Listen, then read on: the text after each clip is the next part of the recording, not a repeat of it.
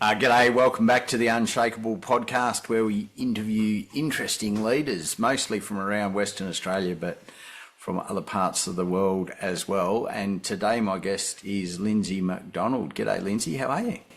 Hey Mike, I'm good. How are you? Going well, thank you. I'm super excited to talk to you. We've worked together for quite some time in your leadership capacity at Avivo, and you're a recently published author, and I absolutely love talking to Perth authors and finding a bit out about how you got there and what sort of led to the genesis of the book. And usually that's leadership oriented stuff. You're a fiction writer.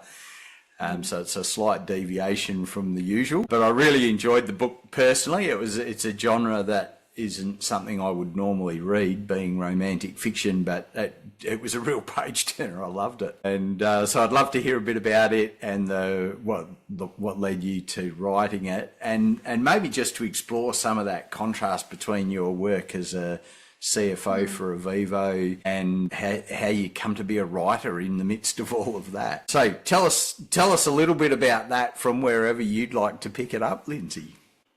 So I guess for me, like I am in finance, but I've always loved books. I've always been a huge reader, and I did know that I would write a book one day. It was just a deep knowing from as far back as I can remember. And I didn't know what I would write it on. There was a couple of times I started writing something, it wasn't the right thing. Thought I'd write mum and dad's story, that just felt weird, so I dropped it. And so I didn't dabble with writing, except like I can pinpoint lots of things that, growing up and early adulthood where there were signs that I maybe should have done a different career in some respects. But it was really 2018 reading an article about the 150th anniversary of the last convict ship to come into Western Australia. So it was a celebration of that anniversary, and something about that article just grabbed me. I read about the Irish Fenian soldiers who were on board and why they were on board, what they were tried for. And it was just fascinating. And I remember reading that article sitting at my kitchen table in just a rare quiet moment in this house, and just kind of going, oh, my story's here. And I knew instantly this was going to be the novel that I'd always known I'd write, and started just researching and learning more about those Fenians. One in particular, John Boyle O'Reilly. We've got the pub JB O'Reilly's named after him. And so I was interested as to what was so cool about this guy. And just the more I researched, the more I was hooked, and kind of hit the point where I learned that there was a rumoured affair between him and the warder's daughter. And that was it. Like, I absolutely knew I had my story. I love an epic, sweeping love story. There's something about a historical setting that just elevates the stakes of that and makes it, the circumstances are against people, and it makes for a hell of a story. So that's what I like to read, and it certainly had all the elements that I look for in a story, even in the true facts, and certainly when you add fiction to it, I knew I had a belter. So there are a few more things that had to come together before I really hit go, but that was the seed of it for me. Yeah, lovely. And I think you've identified there exactly what made it such a page turner from my perspective is a lot of the romantic fiction that I've read it's fairly superficial and quite linear and predictable in its path. And in some ways that's great, right? You read a book in a particular genre and it's going to be relatively predictable. You know how something in that theme goes. But for me, that historical backdrop and some of the history of Western Australia, some of that colonial history of the state, really, and the way that you contrast the fact and imagination of that really made it quite a rich book compared to just a romantic fiction. So yeah, great, fantastic piece of work, and I think especially given it's your first book, it was a delight to read. Thank you. I'm glad you enjoyed it. There's been quite a few guys that I was surprised that it has that appeal to quite a few men as well, because I was thinking of it more as a women's fiction. But I think the element of history, the element of WA, and the pace of it seems to have a bit of a broader readership, which is lovely. Yeah, for sure. I think the piece of focus around O'Reilly and his story makes it a really broad appeal, I think, because it's you know, it kind of crosses out of what would be typical romantic fiction into a much broader story. And it really is a delight. So you said a little bit in there about that perhaps you should have had a different career, and you are in finance and a very successful CFO. That seems like at face value, a very, very sharp contrast of worlds. Tell us a little bit about that. So, you know, as you wrote this book, your role as a CFO has been under enormous pressure. Avivo, with the changes to funding, has had to go through a number of restructures and has really had to fight hard for its financial security and future. So they're big tasks in a CFO's life. And, you know, meanwhile, you're a busy parent and partner to your husband as well. And meanwhile, you've also written a book. So that all of that together seems like a fairly remarkable set of circumstances. How did you navigate all of that, and particularly the contrast between those worlds?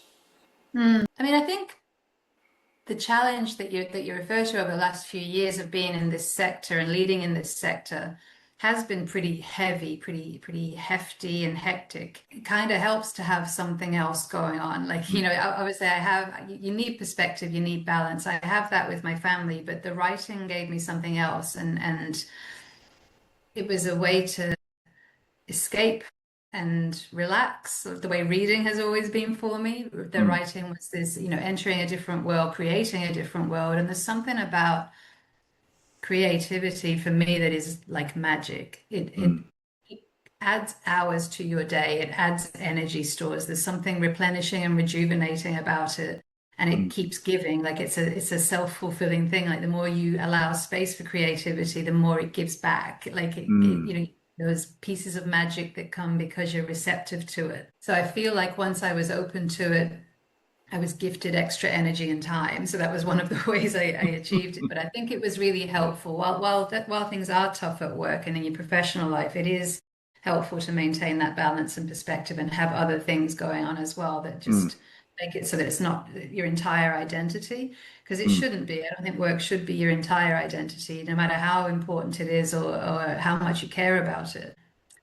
And I guess in terms of the similarities or the parallels between the two, they do seem like really opposite uses of the brain, opposite vocations, but there are parallels. Like there are elements of my job and my career that have served me well. As a CFO, I'm telling stories all the time. Like you know, whether it be externally to government to advocate or to present case studies or to just put our case across, or whether it's internally just explaining what's going on, how are we doing, what's needed next, in really accessible ways appropriate for the audience. So I'm doing that a lot. And I'm also looking for stories all the time to understand what's going on. So to do the job well, you've got to be curious all the time. You know, the numbers are just what spits out. The stuff behind the numbers is what's important. And I'm always digging to see what's really driving this, what's going on, what would happen if we do that. And so those are all elements of storytelling and problem solving. You know, like this isn't going the way we expect. What do we need to change to make it go a certain way? All of it serves you well when you're telling a story. So there are parallels, and then there are things that are opposite, or that are a hindrance in terms of the habits you create or the skills you have. Like decades of professional writing have made me really succinct. Like, so and that doesn't lend itself well to a beautiful love story, you know. Yeah. So that's a lot of my development as a writer, like, and it certainly helped that I wrote a dual timeline, because basically I wrote two 40,000 word stories instead of an 80,000 word story. So yeah, I've learned to get a message across very quickly while I've got people's attention, because I'm talking to non-financial people a lot, and they'll just glaze over if I don't get straight to the point. So I got straight to the point too quickly in my novel, and had to learn to slow down and flesh things out and build tension and all those sorts of things. So that was my development space. And is there anything that's carried the other way? So it strikes me many of the really effective leaders I know, regardless of what their technical discipline is, do exactly what you've described. They use story as a as a very powerful way of connecting to whoever their audience is at a time. So whether that's their team, building a sense of cohesion and direction and purpose and clarity, or whether it's external stakeholders, or even if you've got the elbows out fighting for something against an adversary, that story capability is something that you see over and over again as a really effective tool. Many people reference it. There is a temptation, I think, in the workplace to do exactly what you described, to be really succinct, to be straight to the point, to cut to the chase. Partly that's because of the transactional pressure we're under. Never enough time for anything. So has that sort of depth of exploring a little bit more, building tension, the creative process come back the other way into your leadership? Yeah, I think it's probably only as you're speaking there that I realize it has, because we're really focused at the moment on storytelling and on which stories we want to tell. Like, our sector has been subject to a lot of negative narrative around dodgy providers and those sorts of things. And we've been wanting to shift that for some time, and we realize the stories are there every single day in the work that happens between customers and support workers and out in the community. And it's up to us as leaders to make sure we're telling those stories, and we're going looking for them, and we're celebrating those. Because as an exec team, you can tend to just receive the negative or just receive the issues when they become big. And so you can be exposed to a lot of negativity unless you go intentionally looking for the good.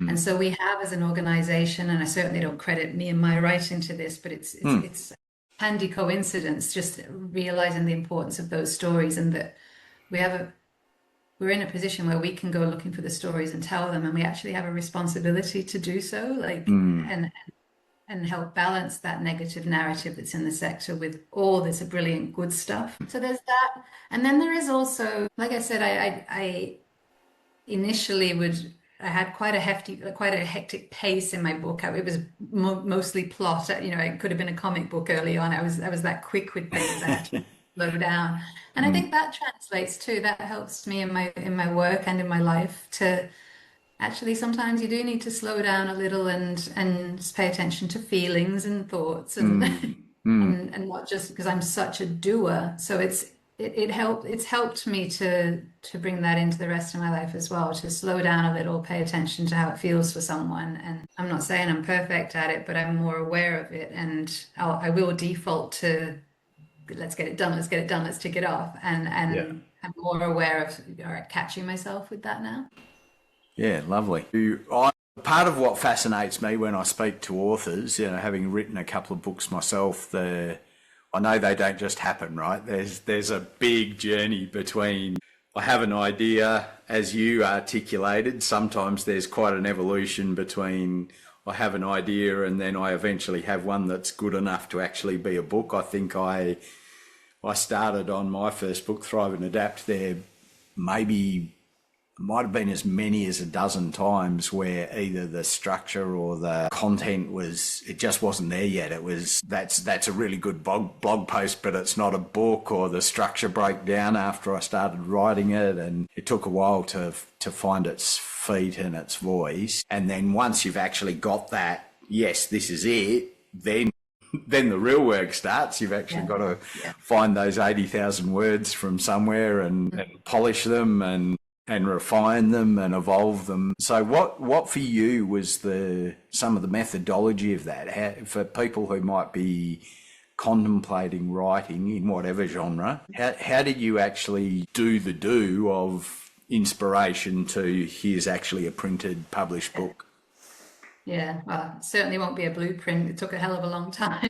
I can certainly say what I did, and I'm not sure I'd do a whole lot different next time, but I'd like to think it'd be more condensed.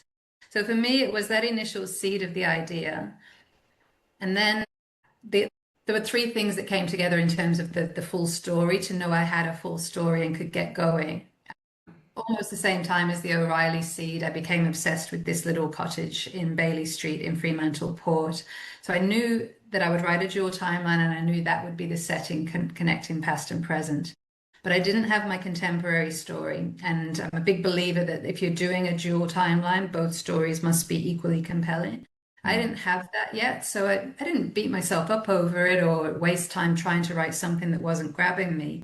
Mm. Instead, I just waited and I used 2 years where I spent learning the craft of writing in any which way I could, just doing courses and attending webinars and podcasts and getting in with some people in the writing community and chatting to authors and things like that.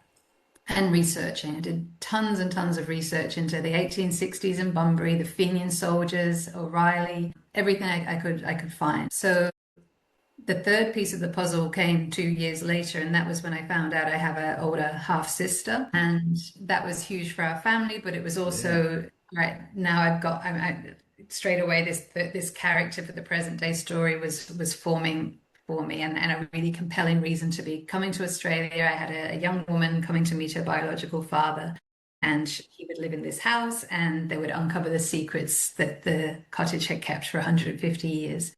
So it just quickly formed then, and then I was ready to write. So then I spent probably a year writing. Pretty much that was a first draft, and it was a pure joy. That there were elements of magic in that. Like there was no what do I write next? It just poured onto the page because I've been building a lot of it, especially the historical story, in my head over that 2 years. So the writing part was easy for me at that point to that first draft. And then I did that. All right, it's brilliant. I'll start submitting, which is what you don't do. And as you said, that's actually the point where the work begins. Yeah. So when I had crickets in terms of responses, I went then and got a manuscript assessment. I shared it with a couple of critical friends who knew something about writing so they could give me honest feedback, and polished it up some more, improved it. But the big thing that shifted it for me was I was accepted into a 3-month Write Your Novel course with Curtis Brown Creative in London. That was the game changer for me because that's this brilliant, lengthy, content-heavy course. The content is brilliant at just pointing out all the important elements of a story so that you can see which bits you're weak or strong in and exactly how to work through them if they need elevating. But the feedback back and forth with the cohort you're learning with was the real quality piece. That was learn so much by giving feedback to others, and you learn so much by getting some consistent themes in feedback from others. So I probably then spent another year really elevating it to the point where it was ready to publish, and then started submitting again, and still had some rejections, beautiful, kind rejections. I wish I could, but we can't, and so on. That were encouraging enough to keep going, and then I got the yes with Hawkeye, a smaller publisher in Brisbane. They've been amazing. And so it was 9 months from then to actual publication date, just to do all the cover design, minor edits at that point because it had already been through so much, and pre-promotion and good to go. So from that seed in 2018 through to being out in the world, 8 years. Yeah. It sounds like a similar journey with Thrive and Adapt. I said the actual content took me, I think, about 3 months to write. It's a deliberately skinny book designed to be read very quickly by leaders who are busy and have limited time. But the whole process was about 12 years, with generation of ideas and trying to get there. And similar to you, once I found the framework and then the right narrative for it, the pieces dropped into place pretty quick in terms of the actual writing. But the processes either side of that were quite lengthy and quite torturous in some ways. So that year you spent writing initially, was that a linear process for you? Did you kind of start at once upon a time and go and write your way sequentially to the end, or did you jump around in the narrative and the dual timelines? How did you manage the flow of that? Mostly pretty linear. Like I wrote it as you read it. I certainly didn't do one timeline then the other. Yeah. But there was a lot of messing around and adjusting on the way. There was a couple of random bits of magic in there, in that a year before I even started writing, a whole scene came to me out of nowhere that still appears in this book, and it's about 80% of the way through in the historical timeline, exactly as I wrote it in a notebook long before I started writing. So things like that happened, where scenes would come to me, and then I would just wait till I get to that bit before I type it because I'm nowhere near that in the story, but I know that scene's going to happen. Yeah. So I had bits of that, but mostly, yeah, it was as you see it. And the whole dual timeline thing is a helpful structural tool for someone like me who has a tendency to race ahead because it Mm. forces you to make sure each story is fleshing out as it should, Yeah. because you shouldn't be further along at this point. You know, if you're at this point in the historical, you shouldn't be there with your present day. There must be Yeah. something you've missed that's important. So Mm. Mm. it was an exercise in restraint, and Yeah. taught it was very helpful in my development. As I said, I needed to learn to slow down and flesh things out more. So Mm. that structure was a tool for me to make me strengthen the present day story. I knew that I was going to love the book the minute that I read the first paragraph. I straight away rang a good friend of mine and read it to him. I said, "This is quite simply some of the best writing I've read." I think it's, and part of me was tempted to read it here, but I think no, buy the book, get it yourself, read the first paragraph. If you do nothing other than that, I reckon that'll be worth the investment. But I reckon for almost anyone that'll draw them on into page 2 and 3 and 4, and before you know it, you'll have read the whole thing. For me, that opening paragraph was so good because it does some of the masterful stuff in communication where it sets up an almost predefined destination and then abruptly puts you somewhere else. that kind of rattles your preconceived idea of what you're about to read. Brilliant, you know, that shows up in masterful storytelling, whether it's verbal, whether it's comedic, whether it's business oriented, whether it's pure storytelling, and was really masterfully done. Can you tell us a bit about how that came to be? What was the process of finding and polishing that to be such a great start to the book? Yeah, initially I had a very different beginning, and part of what I got out of that Curtis Brown course was this learning that I was setting it up wrong. I was spending too much time in the world as it is today for the protagonist before I Right. moved on to what happens to kickstart this story. Yeah. I was over investing in her world before things change. Mm.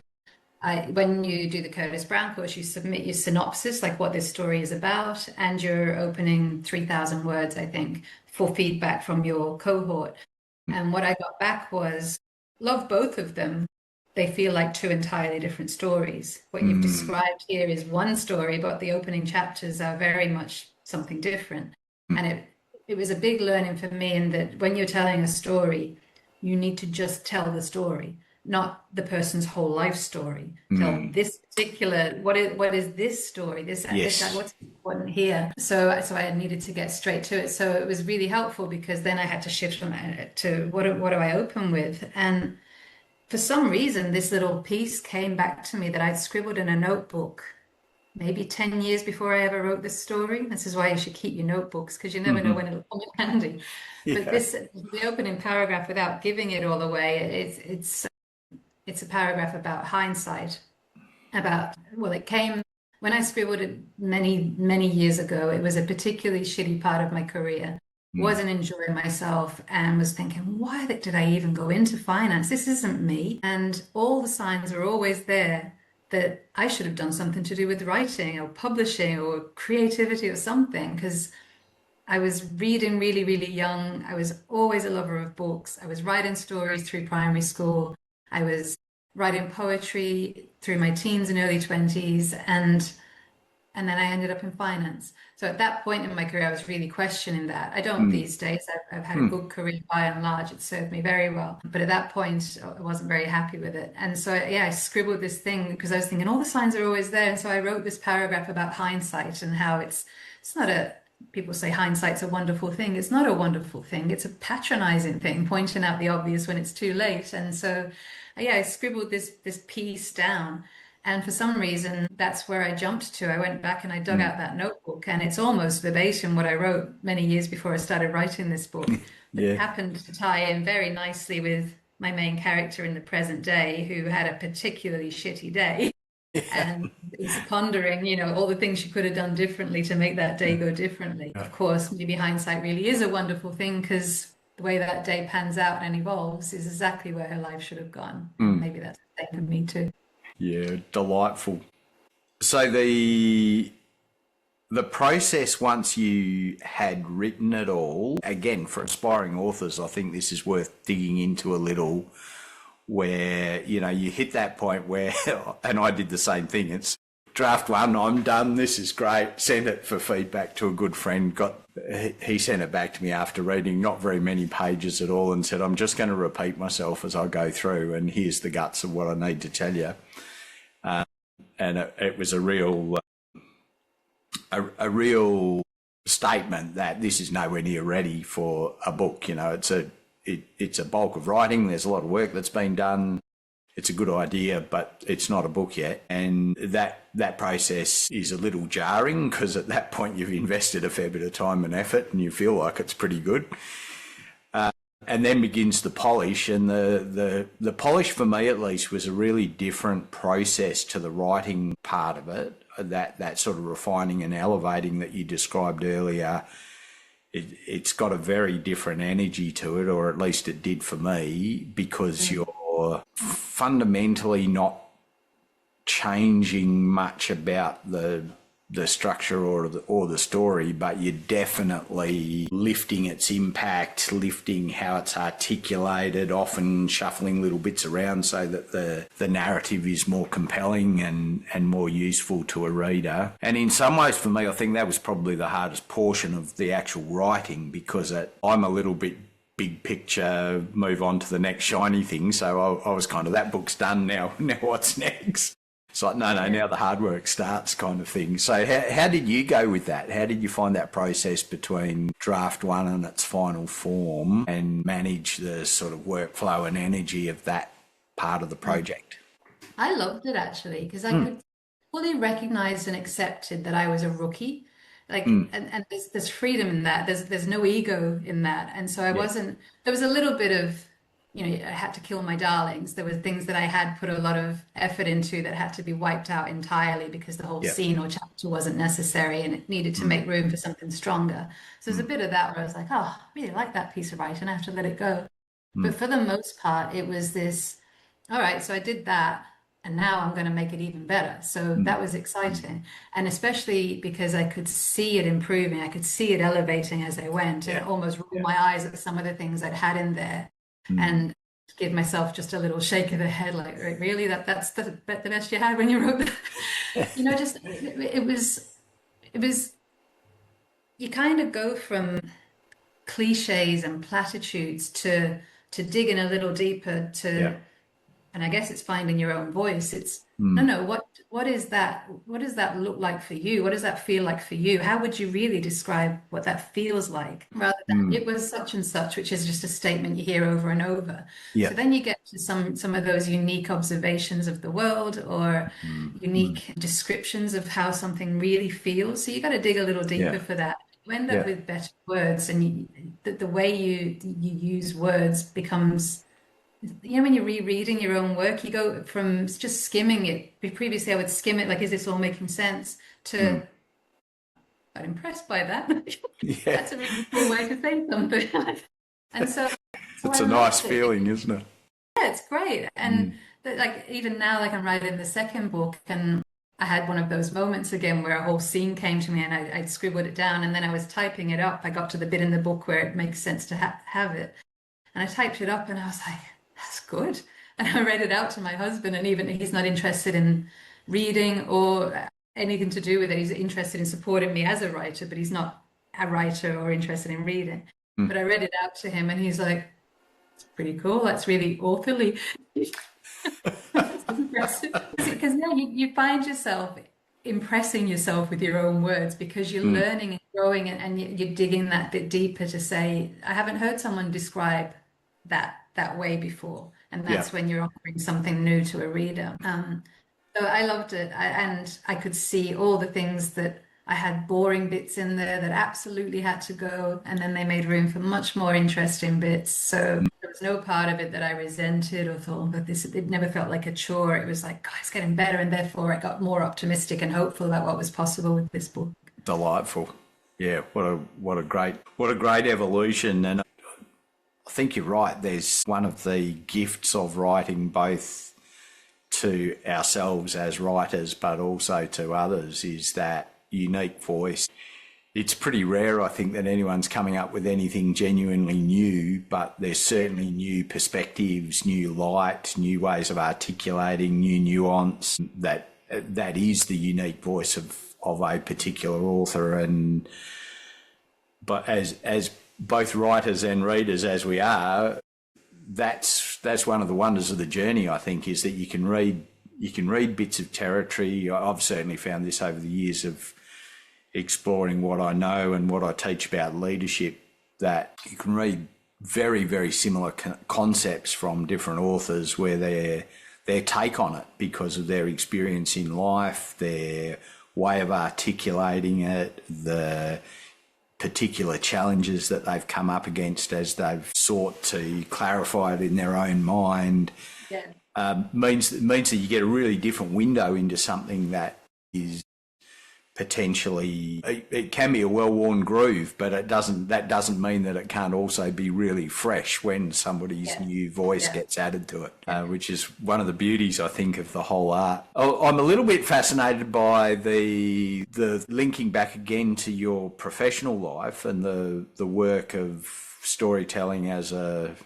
finance professional, and you mentioned quite a lot there of, you know, bits about finding the right story. What is this story for? What are we attempting to do with it? What's its purpose? And then stripping out all of the extraneous material that doesn't serve that purpose. It's not. It never is the life story. You're dead right about that. It's like, what's the essence of this that counts for what we're trying to convey? I would imagine you've got quite a lot of experience and skill in that professionally. Again, is there much cross-pollination in that specific skill set of finding the right story, stripping out the bits that don't matter for what you're trying to describe or articulate, and for its and finding the connection between purpose, narrative, and then the actual content? Yeah, I guess so. I think it is always tell the story appropriate to the audience and what's the outcome you want here. And so internally, we've been very good at identifying that if there's a particular issue, a particular thing we need to focus on, and just honing in right on that and saying, this is what's happening, this is what we need to do, here's how we're going to monitor how we're going on it so we can see it improving, and here's how we're going to celebrate it when it's done. It's like the arc of the whole thing. We don't just say, this is a problem, go fix it. We stay on it. So that we're saying it's improving, it's going good. Oh, there's a couple of little nuances here that we need to address. Let's do that. Let's share that experience. And then it's improving.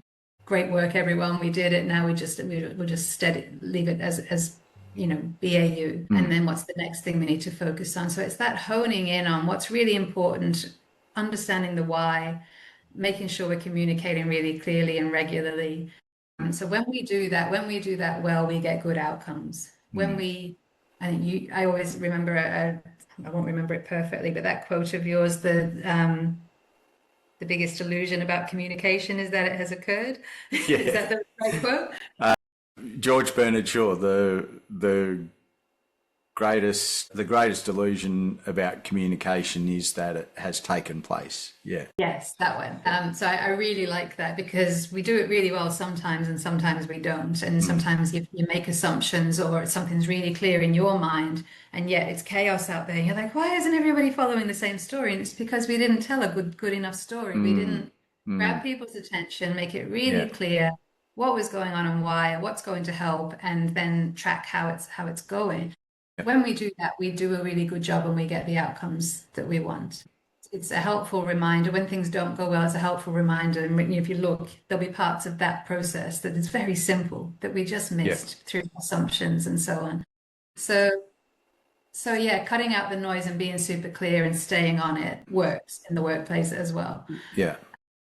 And we've had a lot of that. We've had a lot of things that have remained challenging, and just because it's not so easy to narrow down. It's one clear problem and you can remove the noise. It's when things get more complex that it's harder. There are too many other things affecting it. Yeah. Yeah, there's a great quote, I think, from Einstein that says something along the lines of things should be boiled down to their simplest form possible, but no simpler. And there's definitely a fascinating dance through any material, I think, where you are initially kind of looking at all of it and trying to work out where the pieces fit and why they're important and what their relevance is. And then as you build fluency with whatever the topic is, you come out the other side with a level of clarity and simplicity that's very, very hard to achieve at the leading end of that process. And then there's the balancing act of, so we don't want to oversimplify this. How do we make sure that it has enough of its nuance and richness, straightforward enough that people can follow it without going through the same epic exploration that we perhaps have just done, but that it's not. You've got to know you've got some control of the outcome as well.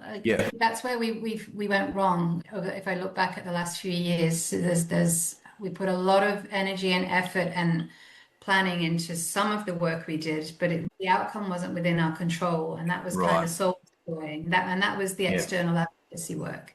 So we did the storytelling, we did the expectation that you would provide data to government and present case studies, and that they would that it would result in of course that requires funding. That's quality and safety we're talking about for vulnerable people. We expected that outcome, and we expected energy N equals positive outcome out, and that didn't happen. And I think there was a big lesson in that for us over the last couple of years about focusing on the things you can control, because then you can tell the story. Then you do go from, all right, here's the why, here's what we're going to do, and here's what we can expect as the outcome, and we can control that entire life cycle. When you can't, that's a pretty awful place to be as a leader. And you can't, because you can do lots of hard things if you're going to get the outcome at the end that you expect. But when you don't, I think that was soul destroying, and we shifted that pretty quick in the last couple of years when we had a big wake-up call to say we can't keep putting our energy and effort into that. We can put some in, but the weight has to be on the things we can control. And it's been really, there's been a noticeable shift from my point of view working with you as a leadership team over that time, where you can see the purpose and sense of we do have our hands on the wheel, which was lacking a little in those earlier times. And look, I think that's something worth exploring.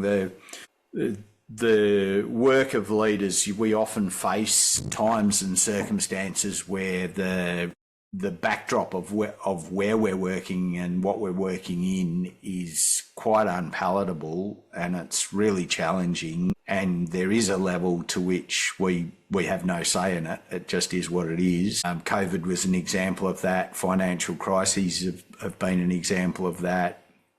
A number of businesses I'm working with at the moment experiencing bits of that due to impacts from the current conflict in the Middle East with the US and Iran. So there's lots of different ways that can show up. It can show up for us at personal levels as well, where we're faced with circumstances that are really, really difficult to swallow, and yet we've got to somehow deal with them and carry on. And there's a significant part of the ability of people who are adaptable, and therefore leaders who are, where they can get relatively quickly to acceptance of those pieces that are outside of their control, which is a really different thing to kind of just rolling over and fatalistically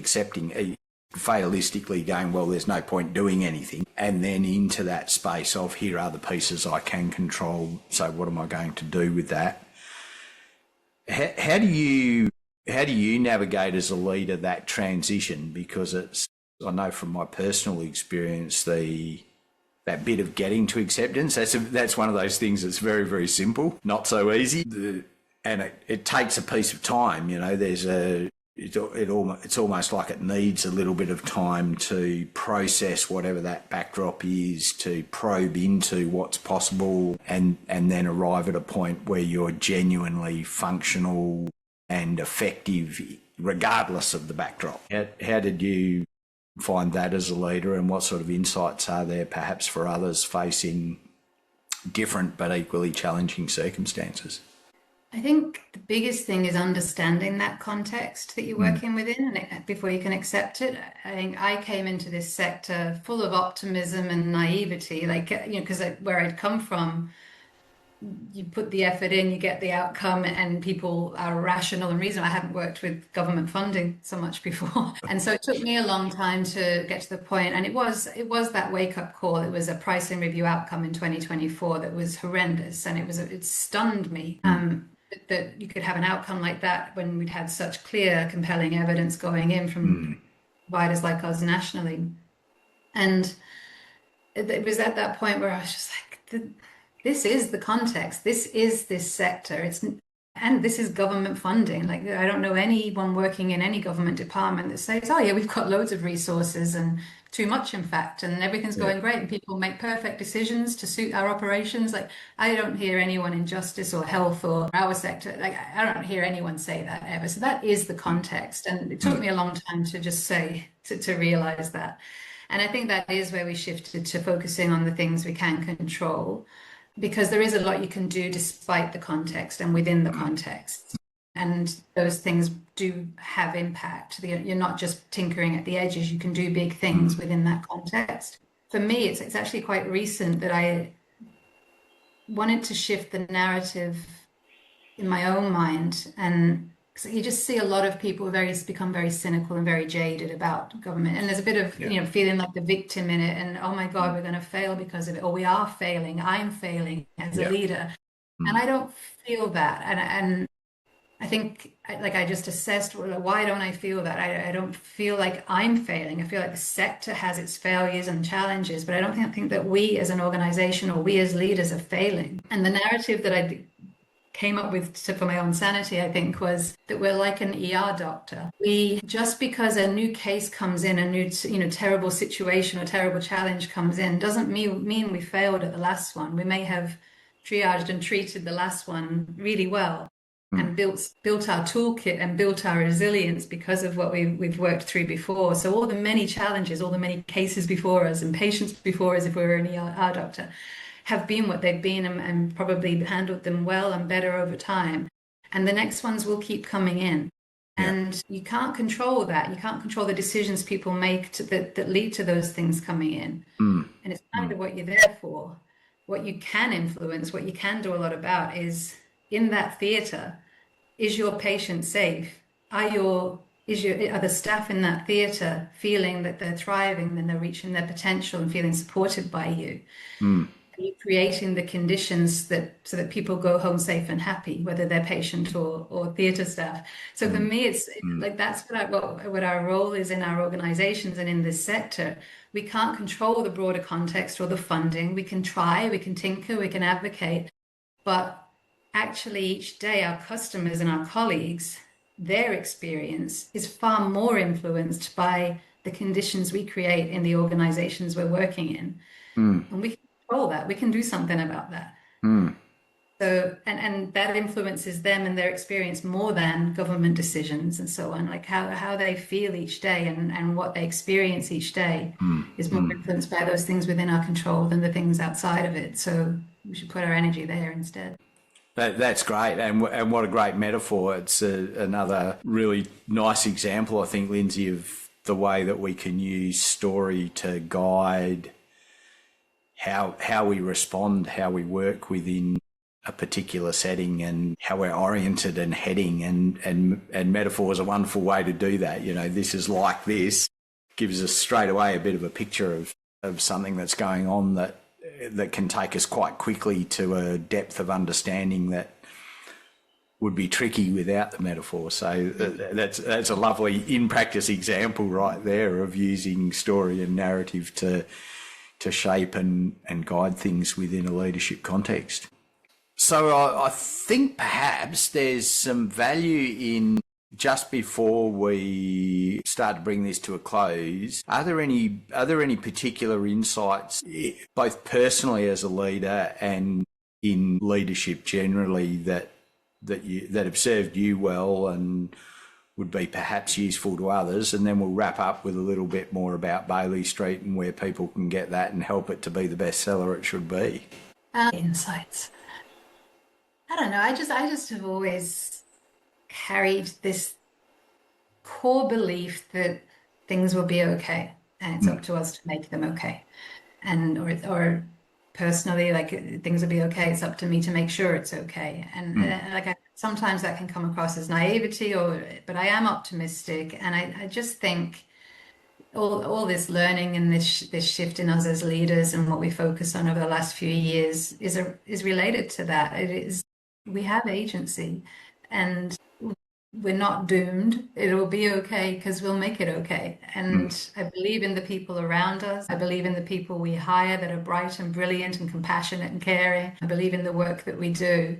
That's the stuff that'll make us okay. And we just keep steering and responding and using that grit and resilience that we've built up through many years of challenges in this sector to face whatever comes next. So there's freedom in that to say, yeah, this fits hard, or this is new, but it'll be okay. We'll figure it out. We've got everything we need within us and around us to work through it. So whether that's an insight or just an observation, but that's what keeps me sane. It sounds like a really helpful belief. A couple of my colleagues and mentors and I often discuss that notion that you can hold a belief that may or may not be true, but is it useful? And that belief that we have everything that we need in us and around us to make the best of this situation and to find a way through, and that we have agency, I think is a really useful set of beliefs. You know, whether it's actually true or not is almost irrelevant, because it empowers us to do things with that intent that we'll get there, and not only that, but we'll get a great result somehow out of this, regardless of how confusing and challenging it might look at the outset. I think that's a great insight in and of itself. So Bailey Street, I personally, I think, you know, I've been recommending this to a lot of people that I know that are readers, and if not to read themselves, then as a gift to somebody, where there's a bunch of birthdays and Christmas not all that far in the future, and I think this would be a really wonderful thing to give to somebody else, but also to read yourself. How do people get hold of it? Where is it? How do we find it? And if people want to get hold of you and know more about you as an author or a professional, how would they do that too? Okay. And it looks lovely on your shelf, so give it as a gift because it looks good on a shelf. Does. It's a beautiful cover. It is a beautiful cover. They did a great job. So you can get it in most bookshops, and if it's not in your local bookshop, then ask for it, because that helps draw it to the attention of booksellers and helps them to think this is worth stocking. So I know for certain it's in places like Dymocks and New Edition and Boundless Books and Planet Books, and it's in lots of bookshops, certainly in Perth. You can get it online at Dymocks and Booktopia and Amazon. You can get it on Kindle. I don't have Audible yet, maybe one day. That's one of the things with a small publisher. That's not an automatic thing. But yeah, you can get it most places. You can get it in the library. And again, if it's not there, ask for it. And to find me, I have my website, lynseymcdonnell.com, and that also has any upcoming events, because I still have some launch events around town coming up, which is just lovely in conversation events with other authors that are always a nice free thing to come along to connect with other readers and people in your community. And I'm on Instagram, Lynsey_McD_writer, and that always is filled with updates and what's happening, and that's where I'll talk about the process and the updates on the next book as well. Fantastic, and we'll put all those links into show notes as well, so that people can find them easily rather than having to rewind and write down. Beautiful. Thanks very much, Lynsey. Is there anything that you would like to add to the conversation that you feel we haven't touched on in the epic arc of this particular story?